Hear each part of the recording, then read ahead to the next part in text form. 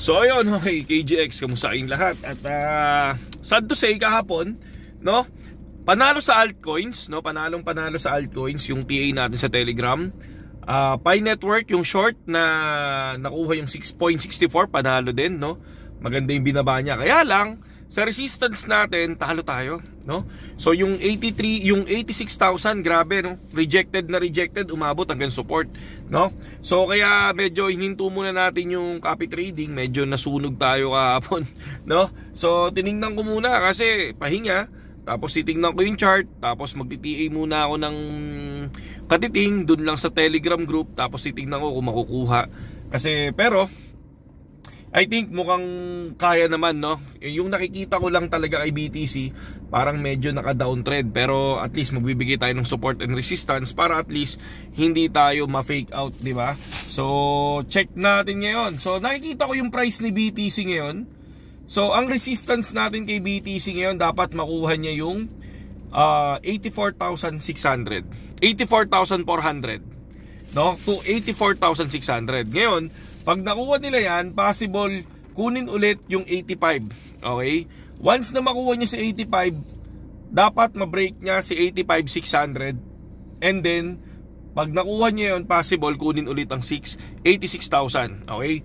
Ngayon, ganito, no? Strong resistance kasi ang 86,000. Sinasabi ko na sa inyo yan, no? Multiple rejection yung nakita natin dyan sa candle na yan. Possible, kapag na-break si 86,000, doon natin makikita ang 88 to 90. Pero pag hindi siya na-break, nilagpasan kunyari ng candle, bumalik ulit ng 86,000, short, bababa ulit yun hanggang 85. Okay? So ngayon, sa support naman natin, 83,500 or 83,100. Yung 83,500, mahina pa yan. Pag na-break si 83,100, ayan na yan. Possible yung 82,200. Okay? Wag muna tayo sa 65k, sa 75k. Doon lang muna tayo sa 82,200. Dapat ma-break yan. Okay?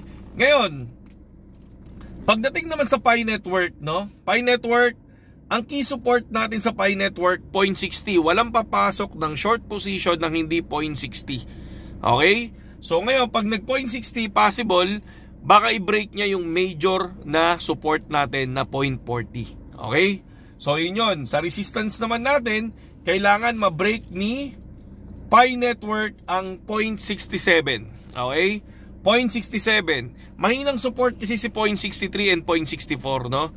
Pero I think yung pinaka 0.67, pag na-break yan, aangat yan. I think siguro ang range niya nasa 0.74. Okay? So yun lang naman yung nakikita ko ngayon sa Pi Network. And si BTC talaga, alam nyo, abangan nyo lang kasi baka biglang magkaroon ng magandang pagsasama ulit, no? Magandang news about China, 'di ba?